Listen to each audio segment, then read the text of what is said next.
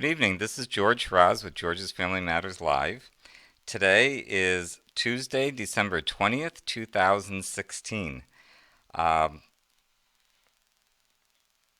Ahead this week, we only have one show. It's going to be on Thursday. It's going to be one of our most popular shows with Carlos Harasz. It's Adopting a Forever Family with Carlos Harasz, Helping a Little Boy. It's part of a little bit of a mini series that we're doing with him. We so far have talked to him about losing his biological family, and now we'll be talking about where he's adopting a forever family. So that we're going to be doing on Thursday. There is no show tomorrow, which is Wednesday. Um, the holidays are ahead, and it's really hard to get somebody that wants to be on a talk show right before the holidays. So we just have that one show on Thursday. Next week, we won't be on at all, um, which is kind of okay because I'm going to be going away myself for a few days, which would be kind of nice. Um, I'm going to spend Christmas with my mom, which would be kind of nice. We're going to hit the road a little bit and tour Florida a little bit for a few days. So it'll be kind of fun and exciting for us and see southern Florida a little bit. So it'll be kind of nice. It'll be nicer than the minus 15 degrees that they're having up north. So that'd be kind of exciting for us. Later in the show, we're going to talk about being the best example. We're going to talk about happiness. Where does it come from?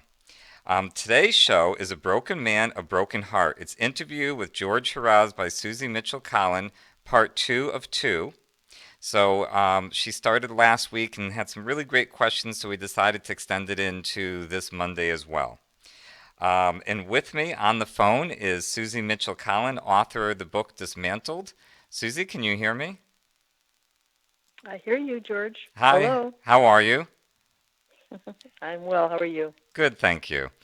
Um, Suzy, we left off last week with some questions, and you had some really good questions. Some of them were a little bit of a surprise to me. Some of them I kind of expected. Um, why don't you just go ahead and pick up where you want to pick up with the questions?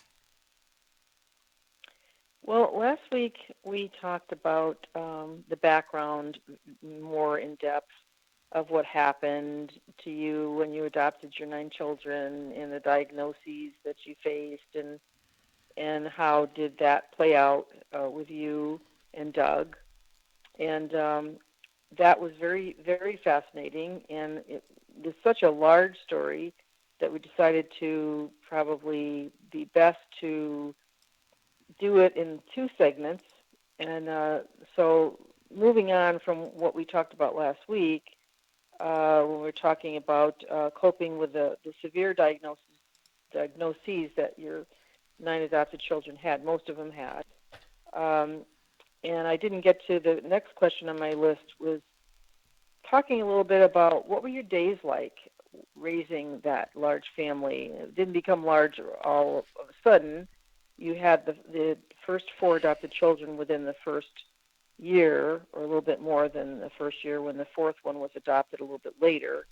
And then every 2 years after that, you adopted another set of siblings, which were presented to you by DCF. It In was other words, you didn't actually start out with. it was actually a set of four kids, and 4 years later, two more came, and then about 2 years later, two more came. Okay, okay, yeah, that's right. So it was, you did not, you actually started out with the idea to adopt one sibling, a younger boy than your biological son, and then it turned out that that younger sibling had 3 other siblings, and that's how that progressed. And then you did face a lot of acclamation for what you had done with the first 4, and so DCF, the Department of Children and Families in Connecticut, saw that, and so did a lot of other people, and that you were really celebrated for your success, which was so unusual, because you faced a lot of difficulties with the children, but you managed to make a family, a happy family, and through your tutelage and a lot of help from the schools, which I think should be commended. The schools that Glastonbury in particular were very, very accommodating to the needs of the children, and therapy, which started off to be okay and later on turned out to be not so okay. But in the early years, you had a lot going for you. And I just like you to talk about what were your days like? What was the family like? What were the happy days? You're talking about once all the kids were in place with us? No, even before that, even the first set of siblings going on 4 years later to the second and then the third. What was it like to raise that large a family? Well, the first set were very challenging. We weren't expecting that because they told us they just needed minor social adjustments, which was kind of a joke. And they told us also that we'd have a honeymoon period where the kids would be very well behaved. That lasted a few minutes. So that was very short lived in itself. But once we got on the roll and we got to realize what was going on with the kids in terms of some of the things that we were discovering, and we confronted some of the issues, and then they confirmed some of the issues, but we still had no idea what was going on. So we were kind of dealing a little bit blindfolded, but it was going very well. Everybody seemed happy, everybody seemed to be adjusting. Um, like I said last time when we brought in the second set, it was basically because the first set seemed to have a little bit problems with playing, things like that. So we're kind of open to the idea. But it was joyful. There were a lot of playing, a lot of water fights, where we had squirt guns. I like to play a lot of pranks on the kids, so we did a lot of fun things. Buckets of water. We had a pool. We had parties for the kids every year, which is always very exciting. We did that all along from the very first set. Um, but we would have the parties and we'd let them invite all their classmates and they'd have fun at the end of the year. It wasn't really a birthday party, it was more of an end of the year school party. But it was in lieu of a birthday party. All of them wanted that because it was a nice time of the year. It was a nice time for them to invite all their classmates over. We'd put them into different groups, and back then it was 5 kids. So when the first group of 4 came with Joseph, it was 5. So we broke them into 5 groups, each of their own class. We had different things like a dunk tank. Um, oh, I can't even remember all the things that we had. A bounce house. We rented different carnival equipment basically and had these different things set up for them. It was a lot of fun. So I would say the first 4 years before the next 2 came, there was a lot of fun. There were a lot of road trips. We went antiquing with them, out to eat. A lot of it was really just learning how to even act as a family. So it was not the easiest time for them, but it went all in all well.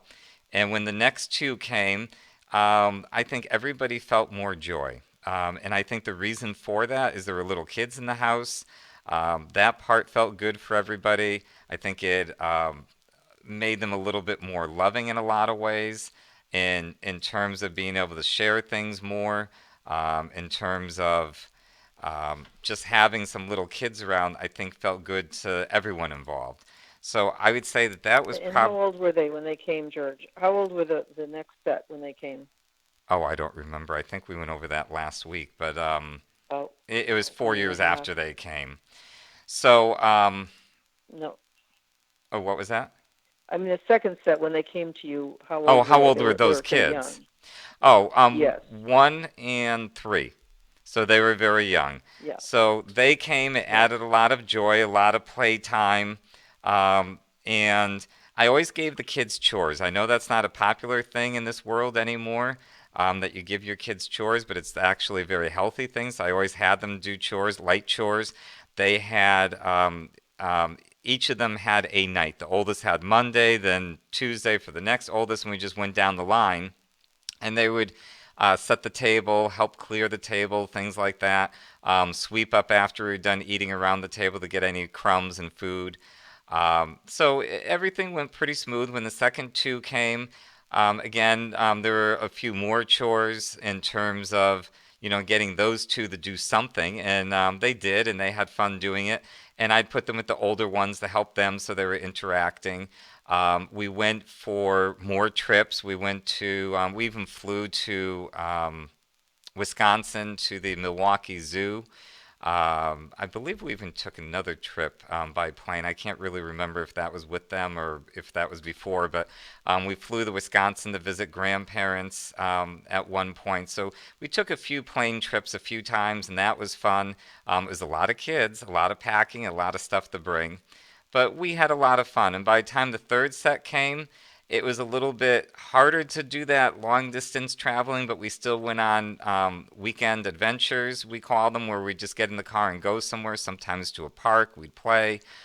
There's a lot of joyful moments in that time and a lot of joyful times. So you would say, and I can ask these questions because I interviewed you and so many people that witnessed your family, that you tried to normalize a large family in a way with children who had different special needs, but you were considering that you were doing well, and everyone else was considering that because you were nominated to be Fathers of the Year a couple times in the press where you lived, and you were basically touted by DCF as the parents who knew what they were doing with hard to place children, and you were even actually asked to speak at DCF presentations to prospective adoptive parents. Is that correct? Yes, and they actually even had us work with some parents that were having difficulties. So there was some Okay. parents, I can think of two times right off the top of my head, and I'm pretty sure there were a few more times where we actually helped to mentor some parents that just had some kids placed with them and were having issues. So you were really the poster family for how to do what's right, and the poster family for uh, two men who wanted to go where no one else would go. And so you really were had a tremendous success in that period of time, that decade, a whole decade from when the first children were placed. This is a question that might take you off guard, but behind the scenes, knowing today what you know now, which you did not know at the time, was there one of the children who was disrupting the flow of the family? Hindsight is 2020.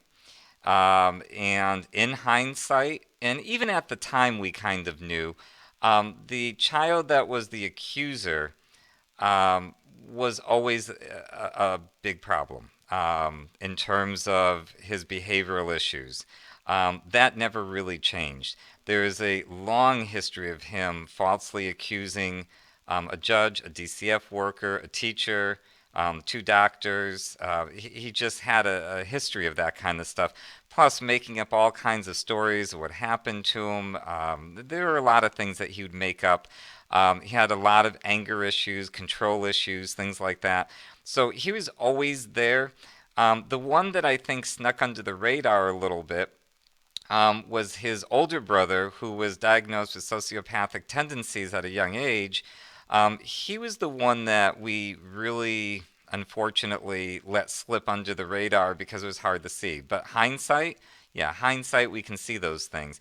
At the time, we knew that things were going on. We didn't know how serious they were at the time. Yeah, I understand that. Um, Talking about the accusing child who had been with you for over 10 years, who came to you when he was 5 and made the first false allegations when he was 10. Did you expect those accusations? Oh, no, not at all. I should backtrack a little bit. They did attention seeking, a lot of attention seeking, and um, it was kind of a poor me syndrome. It's my terminology when I say that. It's poor me, look what I went through in the past, and this is what happened to me. And they'd get attention from people. And because they were adopted, a lot of people would want to, take them under their wings a little bit. So people would listen to that. And I'd hear little bits and pieces of that going on, and I tried to address it. I had no idea how big of a problem that really was and how much they were doing that. It was actually very often but again, that was hindsight. Well, this next question would go right along with that. That did you expect two of his three brothers to support his accusations? And I would include as part of that question, how did Carlos? Carlos was the fourth brother of the first set of four. how did Carlos escape being part of the brotherhood of accusations and falsifying? Um, I'll get to that in a second too. That was a big question. I want to say one other thing. To your last question, there was one other thing. You asked, did we know if the accusations would come? A therapist that was working with the accuser did say to us, because there were lots of little things, like I said, that he's always saying, and it was getting bigger all the time, bigger and bigger. And she said to us about a year before it happened, she did say, his stories are getting bigger. She's getting concerned. However, he was making progress with his attachment therapy. She said she hopes that he outgrows it, but she said they are getting bigger, and she was fearful that he was going to come up with even bigger and bigger just to get more and more attention because it was losing steam. He wasn't getting the attention anymore for the little things. Even when he first came to us on the bus driver told me about it and thought it was kind of funny, but in hindsight, it wasn't funny at all. What he said was that we whip him every day and we give him French fries without ketchup. Now, that sounds like a little kid thing kind of say, but that, giving us French fries without ketchup, that was the best that he could come up with, and the whipping, of course. Um, but that was the best that he could come up with. And of course, the bus driver saw it as a little bit silly. But in hindsight, it just shows how small it started, and then it got bigger and bigger over time. So it got a little bit out of hand. And I'm sorry, Susan, again, can you summarize your question? I can't remember exactly. Well, Carlos has been been interviewed a couple of times now, and I think it's a compelling part of the story that 1 out of 4 of the original adopted siblings escaped the hysteria, escaped the falsifying, told the truth, was actually shunned because he told the truth and paid a heavy price for it. Yes, by But his brothers. how do you see that he was the exception to the 4?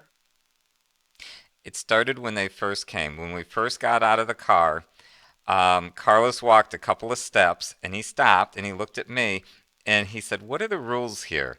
And I thought, boy, wow, what an interesting question. And I told him, I don't know. We'll figure out the rules as we get along, as we go along. And that was that. And we did, of course, but he was always concerned about the rules. He was always concerned about trying to do better. He tried in school where the other ones really made no efforts, they made excuses, which was kind of sad. But again, it goes with that poor me syndrome of trying to tell people what their problems were instead of trying to fix the problem. School was a struggle. I could understand it would be a struggle. They repeated grades, all of them repeated grades. Um, so it was very hard for them. But at the same time, Carlos was the one that really tried hard to make it work. Where the other ones, like the oldest one out of the group, actually, I think, just tried to act like he didn't know what he was doing because he'd get more attention. The teachers would be, "Oh, let me help you with that." And, I saw that they were really handling him like a very little kid, even when he was in his teens. I didn't care for it, but I really didn't know what to make of it either because he just acted like he didn't know what they were talking about.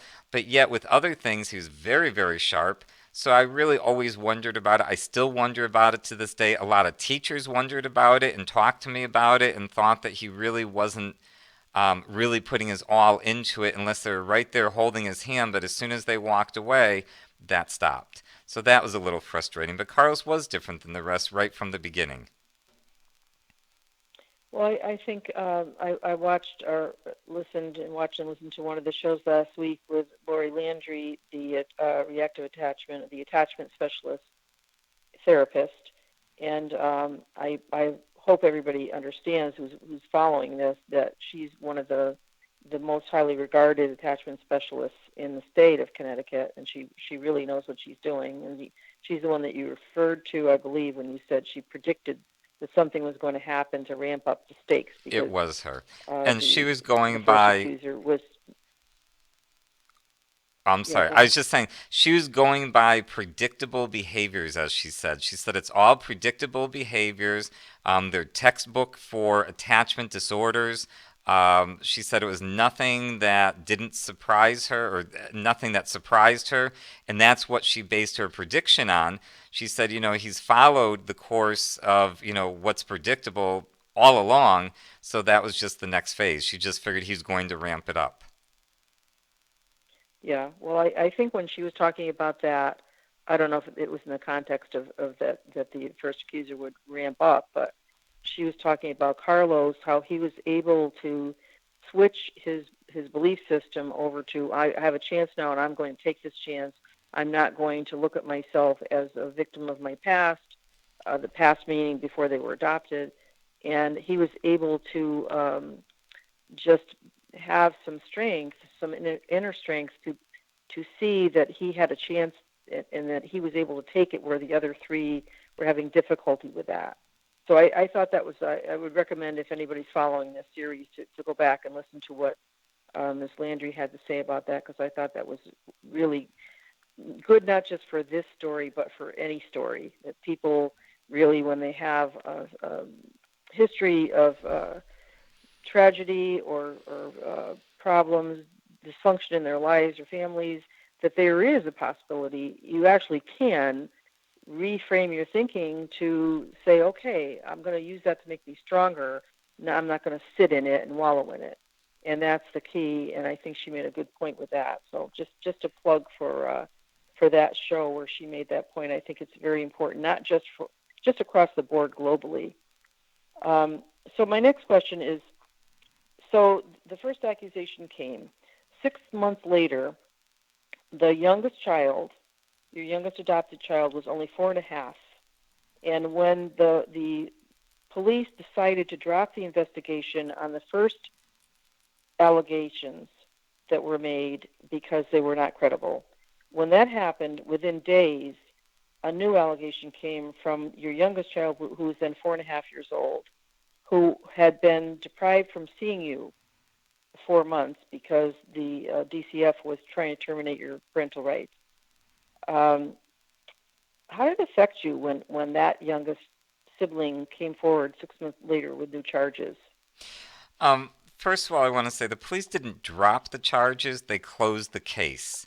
They called our attorney and said that the accuser was not consistent in his story, not cooperating, and a few other things. I don't recall what all of they were. So they dropped it and closed the case. I'm sorry, that you used the word drop. They closed the case, is what they officially did. And it was 5 days later, maybe it was 4 days, I might be off by a day, but it was about 4 or 5 days later that the youngest child in the family was the one that's allegedly, and I never believed this at all, took the DCF worker by the hand, took her into a room, and started to give an amazingly long story about what had happened to him.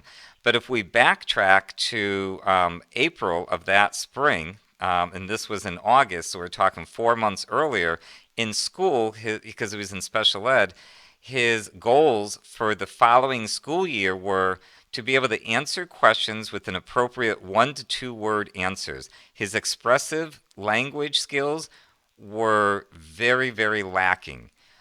He was not able to express himself with even 2 words. So 1 to 2 word appropriate answers is what they were looking for. So for him to sit down and tell her this amazing story with the kind of words that he supposedly used, it doesn't even make sense. It killed me, actually, to hear that. And they didn't tell us what the new charges were. They just told us that there were new charges. And they told us, literally, we found out right at the time of trial, where we were trying to get our kids returned to us because they really had nothing at all, even at the beginning. And they were still trying to push forward because they don't want to look wrong or bad in anything. So they want to save face. And they knew early on that there were major problems with the stories that they were hearing from the first accuser. So the second alleged accuser, which I believe is my opinion, and I think it's a very correct opinion, I believe records even support it, is that the DCF worker really embellished an awful lot of things to try to save face for DCF. So it was very upsetting that they'd used this child that really had very little expressive language skills and said that he came out with this amazing story. It was always very upsetting to me.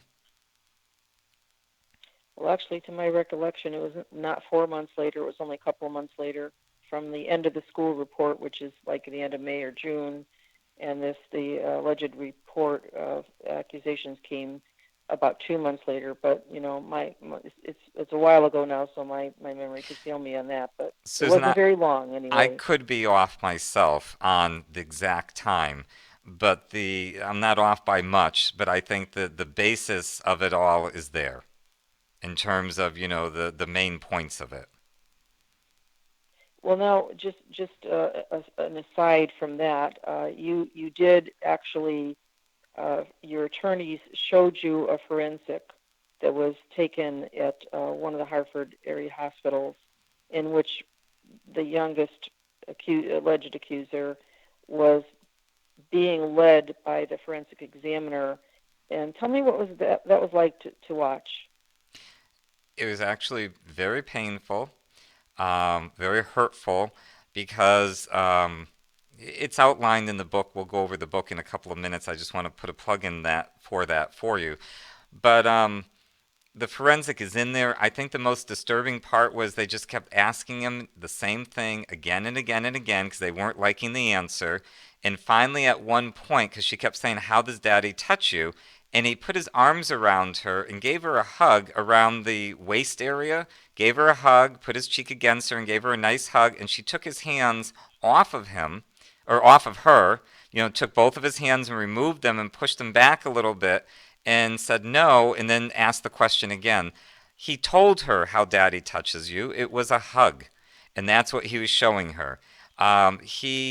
That forensic was hideous. The lawyer that represented us said she never saw such an awful attempt at trying to lead a child. The DCF worker was with the police behind the glass watching, and the person doing the evaluation had an earpiece in their on them, and they were listening to what the DCF worker was saying. She left the room at one point.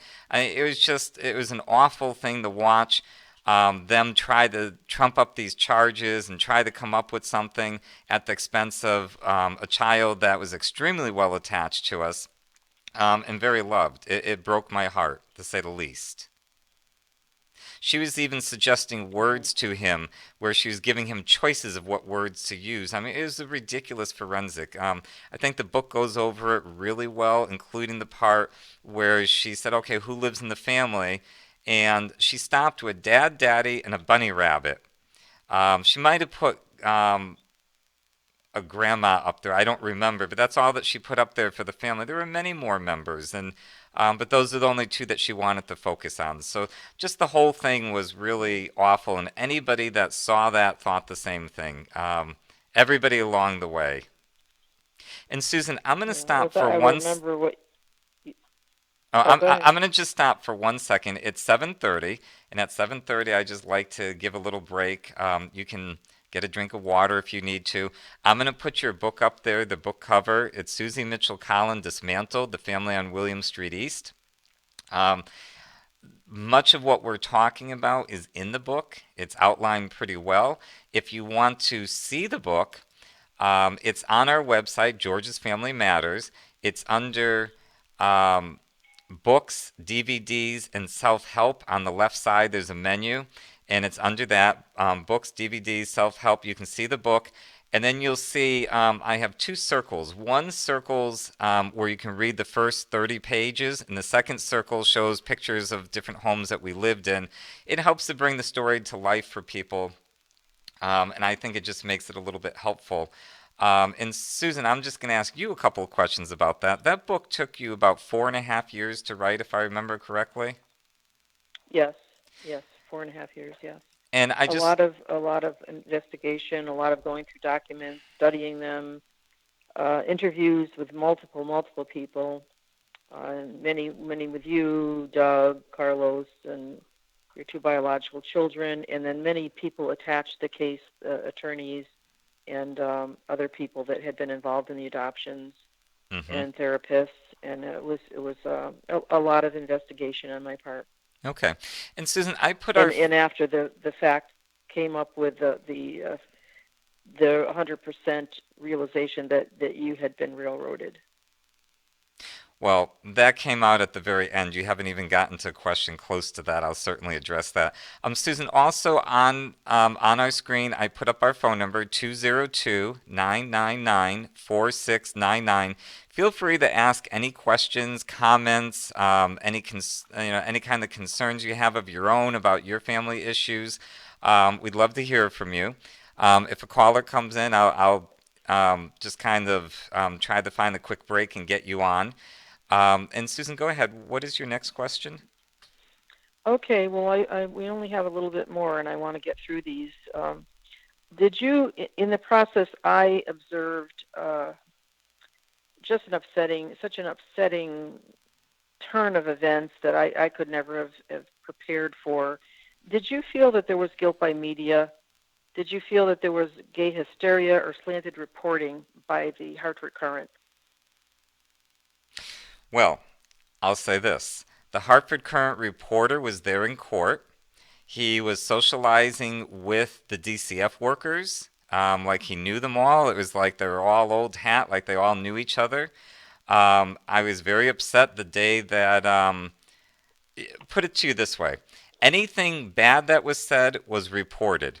And when major things happen, like there's one time that the accuser said that he was raped with a box cutter and a coat hanger and had scars, that was amazing. That made the paper. But when it was found out later through a exam through a plastic surgeon and his regular pediatrician that there was nothing, very little was made of that, if anything, really. And that's kind of how it was the whole time. It just seemed like they were showing the worst of the worst, and that was it. It was like they were looking for the big headlines that would sell their paper. So I wasn't really too crazy about that. That's my opinion, but I think my opinion is absolutely right and supported by the facts that they didn't even report some of the things or hardly reported it in comparison. So I would say that And the speak about the media, gay hysteria piece, George. Okay, speak somebody about the gay hysteria piece. somebody that was very close to the case. I don't want to say who. Maybe you mention it in the book, but I'm not going to mention who. But it was somebody that was very, very close to the case, that had a chance to read through all the documents. Actually, was testifying on, I think, on behalf of the state or actually for the state. Either way, he was an expert witness. He had mentioned, I don't know if it came out in court or if it was just something that he said to me and other people that were standing around at the time, but he said that it was a gay hysteria, that there was a lot of hatred in the group of people that were involved, meaning I took that to mean the police and the DCF workers, and I couldn't agree more. My opinion was the same. He just felt it was like a frenzy, a hysteria, a gay hysteria is what he actually called it. Yeah, yeah. I think I was there. I overheard that statement, not only from that person, but other people. But I just want to move on to another thing that's related to that. I attended mostly all of the hearings in the first trial, every session of the first trial, Doug's trial. And at one point, Joette Katz, the commissioner of DCF, who was previously a Supreme Court judge, went into a room with the accuser for 10 to 15 minutes after this accuser had made further new allegations that were of being raped and cut with a box cutter, a hanger, and a belt buckle, and that resulted in scars on his thighs. Later, that was disproved by doctors, but they actually were stretch marks. Do you recall the reaction of people watching that? Because I thought that was really amazing that could happen in a court of law, that the hearing was disrupted and halted so that the commissioner of DCF could go into a private room with the accuser and come out, and these accusations were flying about. Well, Susan, Uh, what did you make of that? well, first of all, I wouldn't even say court was halted. We all sat there waiting. I couldn't believe that the commissioner, who never gets involved in cases like that, that she shows up in court, All that I could think of, boy, she must have a lot writing on this. She went into that room and he came out. And Susan, you wrote the book. You know better than I do. What did you think of that? Because I was in shock, honestly, and I didn't turn around to see the reaction of people, but it seemed to me out of the ordinary. But what did you make of it? Well, I was sitting with a team of attorneys, and everybody was their breath was taken away, and the legal jargon and talking that I don't understand the whole thing, but they were talking about this never happens. This was extremely irregular, highly irregular, and that it could happen looked like, and other people said this too. I was speechless. I didn't say anything, but other people said it looks like a coercion. It looks like he's been coached, and that was the reaction of people that I overheard, and it certainly seemed extremely uh, unusual to the highest degree that that could happen in a court of law. And you were never, all this was happening, you were never even allowed to speak. You never even spoke for yourself or defended yourself. This went on for 3.5 years, and It was actually I'm still longer than that. astounded to this day. It was actually longer Well, than at that.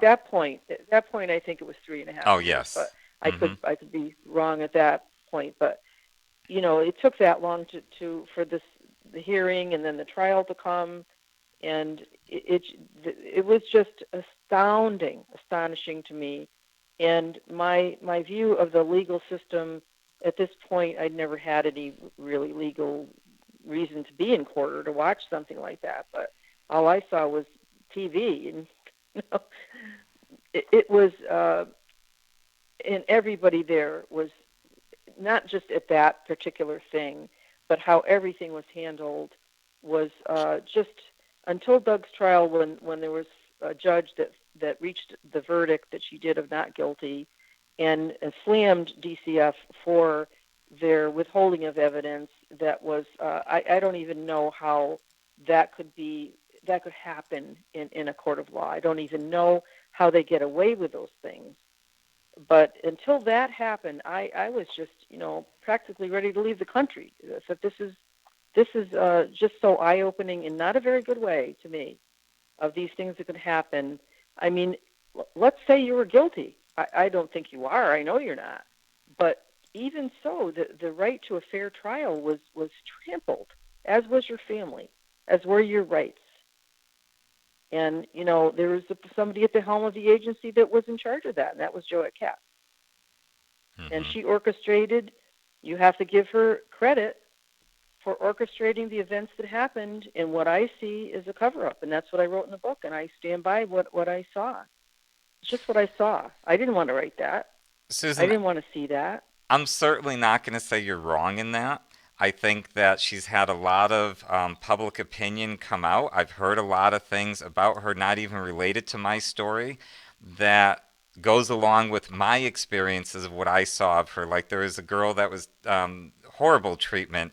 And, I got to say, it's in line with what my thoughts are with how she acts as the commissioner. Um, I don't know what that job entails, but I just can't imagine that that they put someone like that in charge of it. But you know what? The public has to really be the deciding factor on that. They're the ones that have to come forward and say, Yes, whether yes. they want her in office or not. I know she's appointed by the governor. I wonder about him too, because after all, she's in charge of DCF and she's, you say orchestrated. Well, she is the leader of DCF and he's the leader of the state in charge of her. So I don't know how she's been allowed to have so many issues come up publicly and still continue. I don't know why people stand for it. But, that's not up to me to Well, she was decide. appointed a second time. She was appointed a second time for another tenure on it. But that's for them to sleep at night over. Hmm. Um, the next question I had was, because we need to be coming to an end pretty soon here. I walked through 5 years with you after your children were taken. You were a man who was dissolving. How did that change, and what helped you to cope? Um, it was very, very difficult at the beginning, to say the least. The first 2 years, we were still in Connecticut. Um, I did not want to go on. We were offered plea deals a couple of different times, and there were plea deals that had no jail time, really no nothing. It was a lot of a slap on the wrist, more or less. Um, and I just couldn't do it. And when I said no to that, Doug got very upset with me, and I don't blame him because he just wanted it to end. But I had to, because I couldn't let people get away with something that they did that was so wrong and so bad and so obviously wrong that they knew what they were doing, that things were manipulated, and it was an awful thing. But the pain of the kids, that was the hardest part, is to live in that house empty, not to hear them in the house. Many times I would, suddenly like turn around thinking one was walking up behind me, thinking they're walking into the room, and it was uh, very difficult. So we did leave after 2 years. Um, we went to live in Illinois, and I thought that that would be a good place to go to just kind of heal a little bit and maybe put some of it behind us. The court was still going on. They dragged that on for years. I believe the whole thing took, if I remember right, 4 years. Yeah, about 4 years. And there was court before that too, for other things with the same kids. So I get a little confused exactly, but it wasn't peaceful there either, because it was the same thing. It was just a different place. It was the same heartbreak and loneliness and loss. It was very hard. And, you ask what turned it around. Um, it was really just recently. It was last year, in 2015. I had grief counseling for a few months, which was very, very helpful. It allowed me to say my goodbyes, which doesn't make it go away, but it does help. Um, so that was helpful. Uh, and I think that really some big realizations really hit me this past year. In January, I decided to move from Illinois, and it was pretty much at the time when I realized I was kind of looking for what's good in my life, and there wasn't much, but I was really looking for what was good. And I found that I was really counting my blessings. And when I realized I was counting my blessings, I realized that God was still there with me. Even though I had some not so nice conversations with God, I never left. He was there. I just realized I had to go on.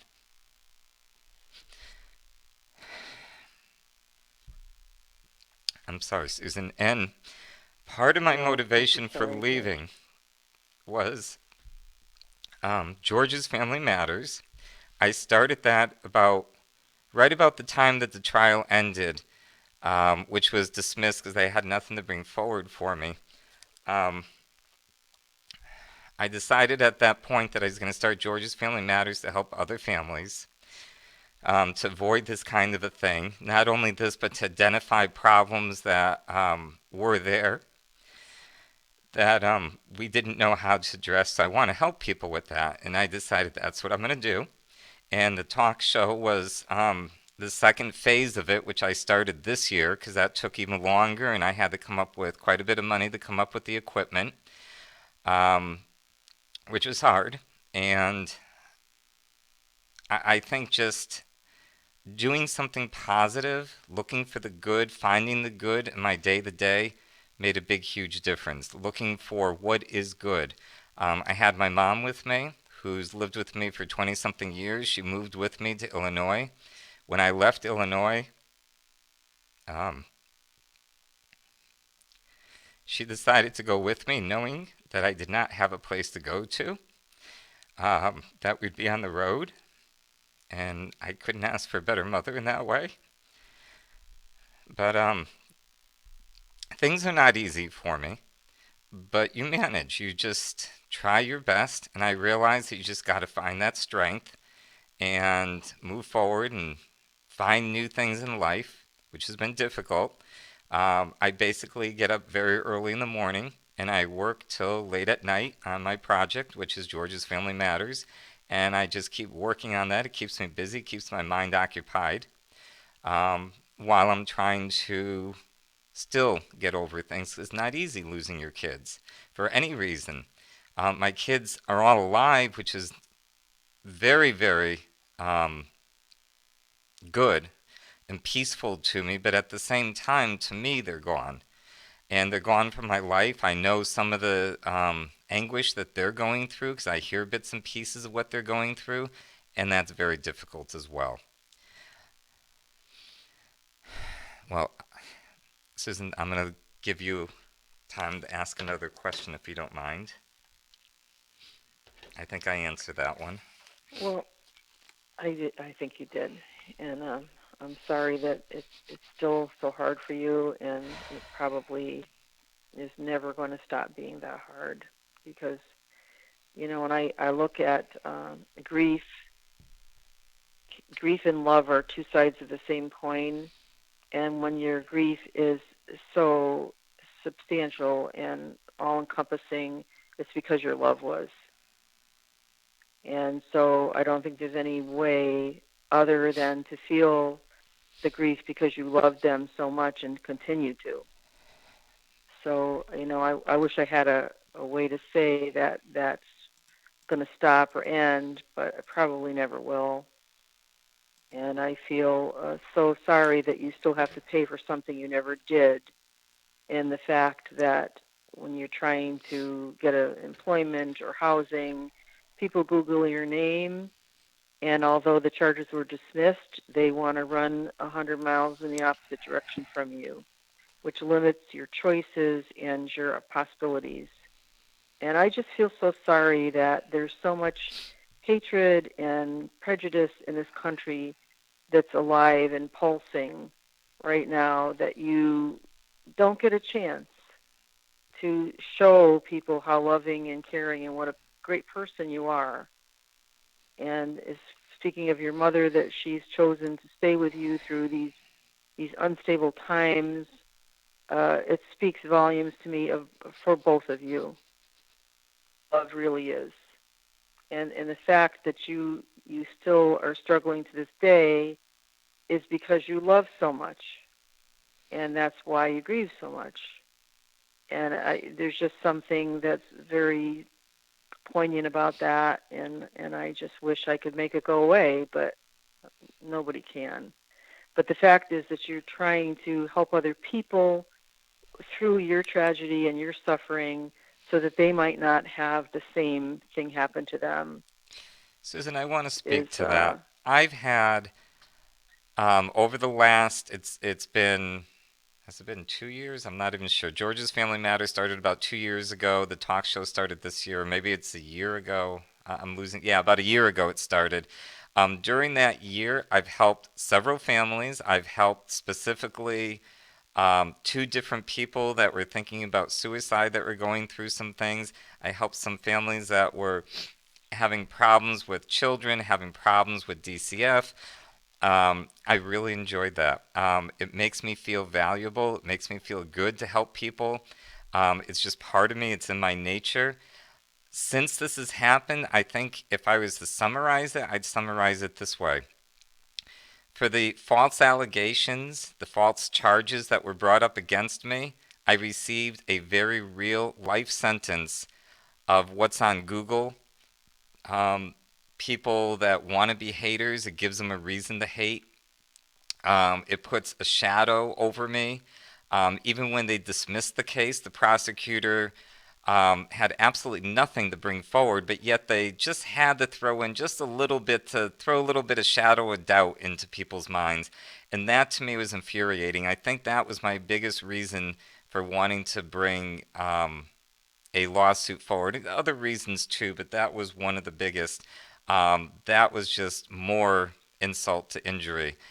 Um, Susan, I'm going to switch gears a little bit. Do you have any more questions? no, those are my questions, George.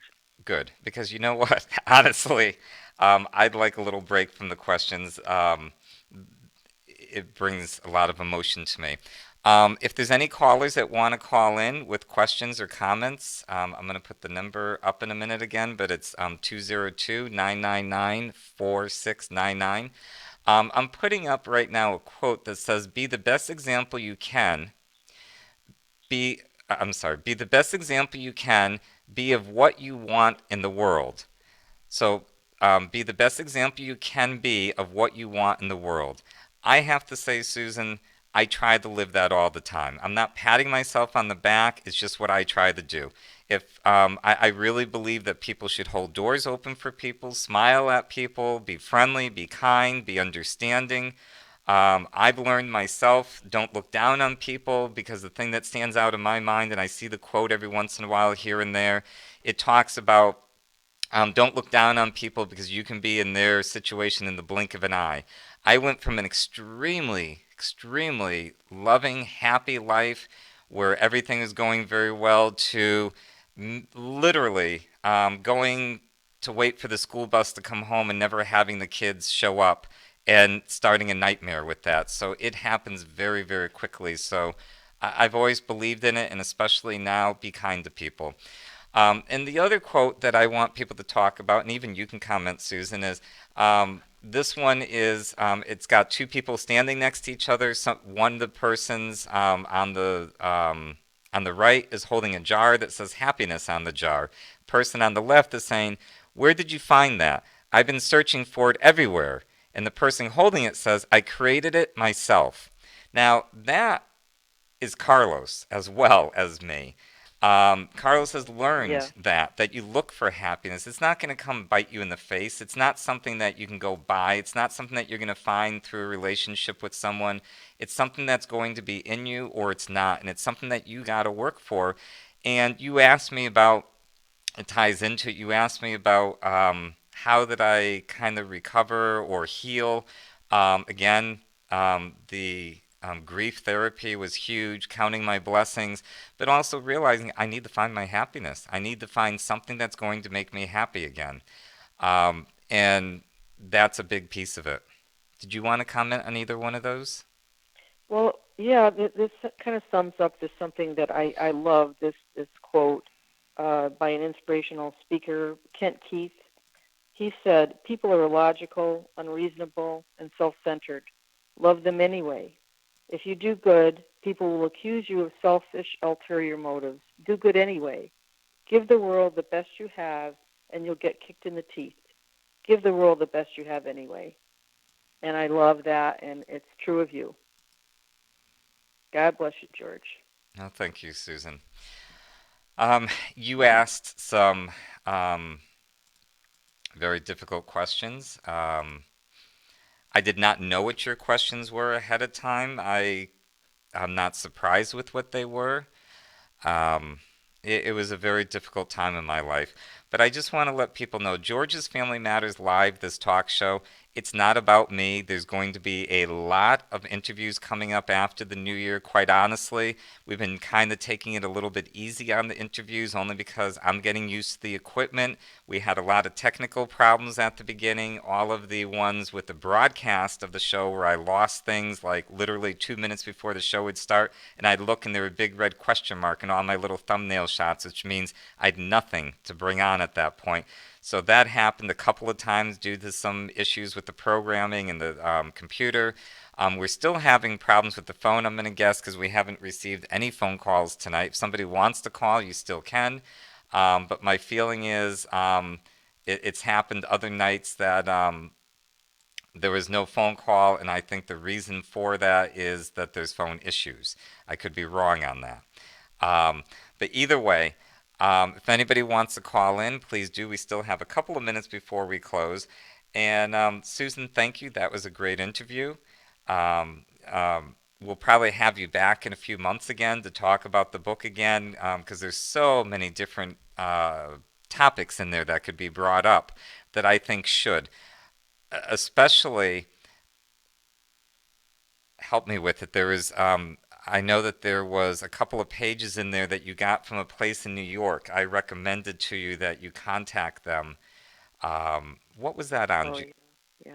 Do you remember what topic That that was an was? inducement. Inducement. The Inducement. Thank topic was you. inducement, about how children will try to get you to be as miserable as they are.